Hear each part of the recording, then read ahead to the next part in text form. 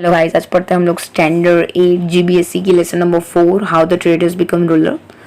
Children were engrossed in then reading the story of two cat and monkey during the races. बच्चे होते हैं वो दो cat और मंकी के बारे में स्टोरी पढ़ रहे होते हैं रेसेस के टाइम में. On reading this story Jay and Mitali were making fun of each other. Jay और मिताली एक दूसरे का मजाक उड़ाते हैं. That class teachers who were sitting besides them said, childrens, this is to a policy. The third party take advantage of the quarrel between the two. The British had expanded the empire in the India with such a policy. Teacher बच्चों को बोलते हुए बोलती है कि हाँ children's, ये भी तो एक पॉलिसी है. जब दो लोग लड़ रहे होते हैं तो जो थर्ड पार्टी है उसका एडवांटेज ले लेती है, उसका फ़ायदा उठा लेती है. ब्रिटिश ने भी तो यही किया था. जब इंडिया में आए थे तो अपना एक्सपांशन यही पॉलिसी से किया हुआ था. तो जय पूछ लेता है, sir how is that possible, ये कैसे पॉसिबल है. टीचर रिप्लाई देते हुए बोलते हैं, let's us go to the class, there I will explain about how the British come to the India and establish their rule over the India. उन्हें बोला class में जाओ, मैं आपको एक्सप्लेन करती हूँ कि ब्रिटिश किस हिसाब से इंडिया आए थे और किस हिसाब से अपना रूल एस्टैब्लिश किया हुआ था इंडिया पे. By the mid 18th century, the British had started to emerge the strong power to the Indian political horizon. देखने जाए तो 18th century तक ब्रिटिश ने अपना बहुत अच्छा खासा strong powerful Indian political horizon में बना दिया था. Do you know that the British come to the India only for the trade. आपको पता है क्या, जो ब्रिटिश थे वो इंडिया सिर्फ ट्रेड करने के मकसद से आए थे. Initially they took permission to trade in the Indian state. जो हमारे जो इंडिया है के जो राजा है उन्होंने उन्हें परमिशन दे दी थी यहाँ पे बिजनेस करने के लिए. Then how did they become the ruler of the entire India. तो फिर सिर्फ परमिशन ही दी थी तो फिर वो रूलर कैसे बन गए. The history of the British rule arouse many such questions. जब आप उनकी हिस्ट्री के बारे में पढ़ोगे ब्रिटिश रूल के बारे में तो आपको बहुत सारे क्वेश्चंस होंगे. To serve their economic interest they increase their political hold on India with the use of British diplomatic tactics. उन्होंने अपना इकोनॉमिक इंटरेस्ट बढ़ाने के लिए अपना ब्रिटिश डिप्लोमेटिक टैक्टिक्स यूज़ करके हमारे इंडिया को कब्जे कर लिया था. इंडिया पे हमारा पावर, उनका पावर बढ़ गया था, बढ़ा लिया था उन्होंने. नेक्स्ट देखते हैं Wellesley's policy of the expansions. When then Wellesley come to the India as a governor general, cut short competition existing between England and France. जब वेलेस्ली इंडिया के गवर्नर बने हुए थे वो टाइम में 18th सेंचुरी में, तब इंग्लैंड और फ्रांस के बीच में गले काट का एक कंपटीशन था. मतलब इंग्लैंड और फ्रांस के बीच में टग वॉर लगी हुई थी कि कौन ज़्यादा प्रॉफिट मार लेगा. It was necessary to check France from the becoming powerful in India so as to expand the British rule in India. Wellesley introduced a new plan which was known as the subsidiary alliances. Wellesley यहाँ पे बहुत tension में थे तो उन्होंने ये देखा कि कैसे मैं अपने ब्रिटिश रूल का यहाँ पे जो पगडंडा है वो जमा लूँ, अपना हक जमा लूँ. तो उन्होंने एक नया पॉलिसी निकाला था. पॉलिसी का नाम था subsidiary alliances. As per the scheme, any princely state that accepted the alliances had to keep and maintain the British army as well as keep the British representative in the royal court. इस schemes के हिसाब से जो भी Indian king थे उनको अपनी खुद की आर्मी रखने का हक नहीं मिलेगा. उनको ब्रिटिश की आर्मी रखनी पड़ेगी और उनके रॉयल कोर्ट में कुछ ब्रिटिश रिप्रेजेंटेटिव को एक डिग्निटी देनी पड़ेगी. This way the British could maintain their army without spending any money. और इस हिसाब से जो ब्रिटिश है वो अपनी आर्मी रखने लगे बिना कोई पैसे खर्च किए हुए, क्योंकि उनका मेंटेनेंस पूरा राजा ही दे देता था. However, the princely state were not allowed to utilize the army at their own will. और जो भी ये ट्रीटी साइन की हुई होती है उनको परमिशन नहीं होती है अपनी खुद की आर्मी रखने की. This system which made the many feel security in beginning. सबको स्टार्टिंग में तो बहुत अच्छी लगी ये वाली scheme. Made them feel enslaved and threaten. फिर धीरे धीरे उनको गुलामी जैसा और डरा हुआ महसूस होने लगा. Subsidy alliances acted like a slow poison for the princely state of India. धीरे धीरे काम करने वाला जहर है, वैसी थी ये subsidy alliances. The Indian state that become the victim of the subsidy alliances were Hyderabad, Mysore, Ayodhya, Jodhpur, Gaekwad of Vadodara, Peshwa of Pune, Scindias of the Gwalior. यहाँ पे कुछ स्टेट के नाम बताया हुआ है जो सब्सिडी अलाइंसेस का शिकार हुए थे. Nizam of Hyderabad was the first victim of Wellesley subsidy alliances. सबसे पहले जो निज़ाम थे हैदराबाद के वो फर्स्ट ये वेलेस्ली की सब्सिडी अलाइंसेस का शिकार हुए थे. Then it was Mysore and Ayodhya.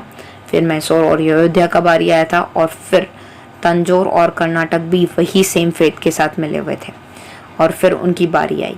The British made the Marathas fight amongst themselves and consequently made them accept the subsidiary alliances. Maratha के साथ उन्होंने फाइट की और फिर उन्हें ज़बरदस्ती subsidiary alliances ज्वाइन करने के लिए मजबूर किया था. Owing to the losing incurred by the Nizam in the fight with the Maratha, he was forced to accept these alliances. Nizam actually starting में मराठा के सामने हार गए थे, सो यही हारने के चलते हुए उन्होंने पहले तो सब्सिडरी अलायंसेस एक्सेप्ट कर लिया। Tipu Sultan of Mysore refuse to do so. Tipu Sultan ने ऑलरेडी मना करने के लिए बोला था, ऑलरेडी उन्होंने मना कर ही दिया था, but after the British victory in the fourth Anglo Mysore war, Mysore was force to become the subsidiary alliances. लेकिन फोर्थ एंग्लो मैसूर वॉर में मैसूर के टीपू सुल्तान के हारने की वजह से मैसूर को ज़बरदस्ती सब्सिडरी अलायंसेस में जोड़ना ही पड़ा। मराठा से first amongst themselves after the death of Nana Fadnavis के मरने के बाद मराठा चीफ ने बहुत ही अच्छी तरीके से फाइट करने की ट्राई की थी। One by one all the Maratha state धीरे धीरे विक्टिम हो गए डिवाइड एंड रूल पॉलिसी के। डिवाइड और रूल पॉलिसी के हिसाब से पहले अंदर राजाओं को एक दूसरे के साथ लड़वा दिया जाता था। द स्टेट जैसे कि नेमली अयोध्या है, गोरखपुर है, टांजोर, कर्नाटका, फारुखाबाद, ये सब यही प्रॉब्लम्स के मारे चलते सफ़र हुए थे। In this way with in the span of 7 year Wellesley ने धीरे धीरे करके कंपनी रूल को एक्सपांड किया और इंडिया में सुप्रीम पावर बनने में अपना बहुत अच्छा योगदान दिया था। Expansion of the British rule in India देखेंगे। After the finalizing the subsidiary alliances treated with the Mysore, Nizam of Hyderabad and Maratha chieftains, the British move toward the northern part of the India. जैसे जैसे सब्सिडरी अलायंसेस मैसूर और Nizam of Hyderabad Maratha chieftain ने sign किया, British धीरे धीरे north की direction में मूव होने लगे। फिर धीरे धीरे वो अपनी फ्रेंडशिप नेपाल के साथ बढ़ाने लगे। Sensing the threat from it, उनको लगा कि नेपाल से शायद खतरा है, तो उन्होंने नेपाल के साथ दोस्ती बढ़ा ली। They fought many battles to secure the frontier friendly relations with in Sikh kings. Maharaja Ranjit Singh had them to win the battle of Afghans and establish the rule in Sindh. उन्होंने सिख राजा और महाराजा जय सिंह की मदद लेकर अफगान्स में बहुत सारी बैटल जीत ली थी ब्रिटिशर्स ने। The British had ambitious to capture the Sikh kingdoms, which was very powerful kingdom, but they could not do as long as Maharana Ranjit Singh was alive. फिर धीरे धीरे उन्होंने अफगान तो जीत लिया, लेकिन उनकी नज़र सिख किंगडम पे थी। लेकिन महाराजा रंजीत सिंह के जिंदा होने तक ये काम सक्सेसफुल नहीं हुआ। जैसे ही वो मर गए, वो पूरा एरिया जो सिख किंगडम था उन्होंने जीत लिया। बाजू में आपको ग्राफ में स्टेट दिए हुए हैं, जो रेड पेन से रेड कलर के बॉक्सेस बनाए गए हैं। उन्होंने सब्सिडरी अलायंसेस एक्सेप्ट किया था, जो आपको मैप में दिख रहा होगा, जो एरिया मेंशन किए हुए हैं। So they kept friendly relation with the Maharaja Ranjit Singh. Starting में ब्रिटिशर्स ने महाराजा रंजीत सिंह के साथ बहुत ही अच्छे रिश्ते बनाए रखे। रंजीत सिंह बहुत ही स्ट्रॉन्ग रूलर थे वो टाइम पे। He had set up the strong army with the help of European officers of the protection of the state. State को प्रोटेक्ट करने के लिए उन्होंने यूरोपियन ऑफिसर्स के साथ मिलकर बहुत ही स्ट्रॉन्ग आर्मी क्रिएट की थी। He had attain the victory over many nearly state. उन्होंने आजू बाजू के स्टेट ऑलमोस्ट सारे जीत लिए थे। आफ्टर हिज डेथ पब्लिक सफ़र कर रहा था एनार्की के, कोई भी तरह का मैनेजमेंट नहीं था। इसकी वजह से पंजाब बहुत सफ़र किया। गवर्नर जनरल उस टाइम के थे सर हेनरी हार्डिंग्स, इंडिया में आए थे और Sikh rulers completely British rule के अंदर चला गया था। जस्ट बिकॉज ऑफ वो बहुत ही ज़्यादा इंटरफेरेंस कर रहे थे, एनेक्सेशन कर रहे थे, इसीलिए सिख किंगडम ख़त्म हो गया और जो ब्रिटिश है वो इसका एक्सपांशन हो गया। नेक्स्ट देखेंगे डलहौजी के बारे में। Dalhousie's policy of annexations. Aim of Wellesley's kingdoms of policy of the expansion was enslave the native kingdoms without using much of the British resources. British resources मतलब ब्रिटिश खजाने को ज़्यादा से ज़्यादा ना यूज़ करके जो भी सारे किंगडम्स हैं उन्हें गुलाम बना देने, उनका यही पॉलिसी था। The state that accept the subsidiary alliances consider the British as their friend. जो स्टेट हैं जिन्होंने सब्सिडरी अलायंसेस को एक्सेप्ट किया था, जिनको ब्रिटिश के फ्रेंड माना जाता है, eventually in the absence of the internal and external threat they become irresponsible and their administrative started deteriorating. External और इंटरनल प्रॉब्लम की वजह से उनका जो एडमिनिस्ट्रेशन है वो गंदा हो गया और ख़राब हो गया। The outcome of the conspiracy of the British was anarchy in many princely states and the Indian ruler got trapped in it. और ब्रिटिश धीरे धीरे उनके खिलाफ कुछ ना कुछ साजिश बनाने लगे और इंडियन रूलर ये जाल में फंस गए। British got an excuse to start interfering into the internal affair of the states on the pretext of putting an end of anarchy. बहुत सारे रीजंस दिए ब्रिटिशर्स ने कि वो अपने उनके इंटरनल अफेयर में क्यों इंटरफेयर कर रहे हैं। तो बहुत सारी ट्रिक्स करके जाल बिछा के उन्होंने ये कन्विंस कर दिया लोगों को कि वो उनकी इंटरनल मैटर में, किंगडम के इंटरनल मैटर में क्यों इंटरफेयर कर रहे हैं। उस हिसाब से फिर उन्होंने बहुत सारे स्टेट है वो एनेक्स कर लिए, कब्जे कर लिए। देयर आफ्टर बर्मा जो म्यांमार है now, religion of a Punjab were annex, धीरे धीरे पंजाब का एरिया जीत लिया। If the king died without son, फिर नई पॉलिसी लाए डलहौजी कि जो भी किंगडम में उनका जो बेबी बॉय नहीं हुआ, उनका सन नहीं हुआ, तो फिर जो भी स्टेट है वो पूरा ब्रिटिश के अंदर एनेक्स्ड हो जाएगा, कलेक्ट हो जाएगा। दैट मीन्स उन्हें फिर किंगडम पे कोई राइट्स नहीं रहेगा, वो पूरी उनकी प्रॉपर्टी, उनका पूरा किंगडम जो ब्रिटिशर्स के साथ है वो एनेक्स्ड हो जाएगा, जॉइंट हो जाएगा और वो पूरा ब्रिटिश के कब्जे में आ जाएगा। इन दिस वे सतारा, झांसी, नागपुर ये पॉलिसी ऑफ एनेक्सेशंस के तौर पर ब्रिटिश के अंदर एड ऑन हो गई और ये और ज़्यादा एरिया है जो ब्रिटिशर्स ने डलहौजी के टाइम में विन किए। Dalhousie aim at helping the British traders to make the huge profit from the trade of tea, coffee, cotton by capturing the area that produced this commodity on the large scale. Dalhousie ने British traders को ज़्यादा से ज़्यादा profit earn करने में मदद की, जैसे कि टी, कॉफ़ी, कॉटन, इनके सारे जो एरिया है वो कैप्चर कर लिए ताकि जो लार्ज स्केल प्रोडक्शन है कमोडिटीज़ का वो बढ़ गया। To consolidate the British rule in India, to run the administrative smoothly, many changes were introduced by the Dalhousie in India. British rule ज़्यादा अच्छे से चले उसके लिए उन्होंने बहुत सारे रिफॉर्म्स लाए, बहुत सारे चेंजेस लाए। During his tenure the first railway lines was started between Mumbai to Thane 1853 in सी। डलहौजी ही थे वो जिन्होंने रेलवे की स्टार्टिंग इंडिया में लाई थी, वो थी मुंबई और ठाणे के बीच में 1853 CE के आसपास।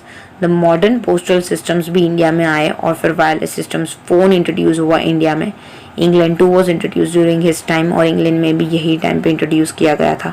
ही pass a law to ban the child marriages, उन्हें बहुत अच्छे काम भी किए थे, जैसे कि चाइल्ड मैरिज पे बैंड, विडो के री मैरिज के लिए एडवोकेट करना, ये सारे अच्छे काम किए थे डलहौजी ने। इंग्लिश एजुकेशन स्प्रेड करवाया था इंडिया में। द फर्स्ट फ्री यूनिवर्सिटी है जैसे कि मुंबई, चेन्नई और कोलकाता 1857 में उन्होंने ही स्टार्ट करवाई थी। Thus this reform was basically for the expansion of the British rule, ease in administration. Administration में ईजी पड़े इसलिए उन्होंने ये एस्टैब्लिश किए थे, लेकिन अल्टीमेटली इंडिया को फ़ायदा हो गए थे। Although Indians benefited later on, they had to be suffered lots with an introduction of the British reforms. लेकिन जो भी ब्रिटिश रिफॉर्म आए उनसे उनको इंडिया को बहुत ही ज़्यादा नुकसान हुआ था, लेकिन कुछ बेनिफिट्स भी हमें हुए थे। थिंग देखेंगे, the British established their rule almost all over India in very short time with the policy of subsidiary alliances and policy of annexations. बहुत सारे रूल्स रेगुलेशंस डाल के और पॉलिसी अप्लाई करके, जैसे कि सब्सिडरी अलाइंसेस और एनेक्सेशंस यूज़ करके ब्रिटिश ने बहुत सारे एरिया पे बहुत ही कम टाइम में अपनी जीत हासिल कर ली थी। You get book publish in England with the detail of victory of the British 1857। अगर आप इंग्लैंड की बुक पढ़ोगे 1857 विक्ट्री ऑफ ब्रिटिश, तो आपको पता पड़ेगा कि वो क्या फील कर रहे थे वो टाइम में जब वो पूरी विक्ट्री हासिल कर चुके थे इंडिया में। डिससेटिस्फेक्शन ऑफ द पीपल देखेंगे, after the policy of subsidiary alliances Dalhousie policy of annexation shocks the whole nations. पूरी जो नेशंस थी वो एकदम शॉक में आ गई थी सब्सिडरी अलाइंसेस के बाद। This resulted in dissatisfaction among people towards the British. लोगों के बीच में डिससेटिस्फेक्शन क्रिएट हो गया था, जो हम लोगों ने फिल्म क्रांति और मंगल पांडे में देखा था, और लोग उनके खिलाफ बगावत पे आ गए थे। If you have not seen this, try and see this movie at this time. People were suppress under the dictatorial regimes of the British. British से बहुत तंग आ गए थे लोग। In addition to that reforms made by the Dalhousie added fuel to fire. और जो डलहौजी के रिफॉर्मर्स थे वो मानो आग के अंदर घी डालने का काम कर रहे थे। Different people reacted differently to the railway, facility of post, telegrams, western education। देखने जाए तो लेटर ऑन बहुत ही फ़ायदेमंद चीज़ें हुई थी, लेकिन वो टाइम पे लोगों ने रेलवे, पोस्ट, टेलीग्राम, टेलीफोन और वेस्टर्न एजुकेशन के खिलाफ बहुत बढ़ चढ़ के प्रोटेस्ट किया था। ऑर्थोडॉक्स पीपल ऐसा मानते थे कि ब्रिटिश हम लोग को डिस्ट्रॉय करना चाहते हैं, हमारे कल्चर को डिस्ट्रॉय करना चाहते हैं और हमें एक ब्रिटिशर्स की तरह बना देना चाहते हैं ताकि उनका एडमिनिस्ट्रेटिव भी इजीली चले और हम लोग पूरे ब्रिटिशर बन जाए। This dissatisfaction of the people had reached the point of saturation and they were in a state of rebellion which resulted into the freedom movement of 1857। और जो dissatisfaction था वो एक पॉइंट पे पहुंच गया, उसकी वजह से वो रीज़न बना 1857 की फ्रीडम मूवमेंट का। Thank you so much. Thank you for watching. अगर आपको वीडियो पसंद आई है तो प्लीज़ लाइक कर दीजिए और ज़रूर बताइए कि आपको वीडियो कैसी लगी कमेंट बॉक्स में।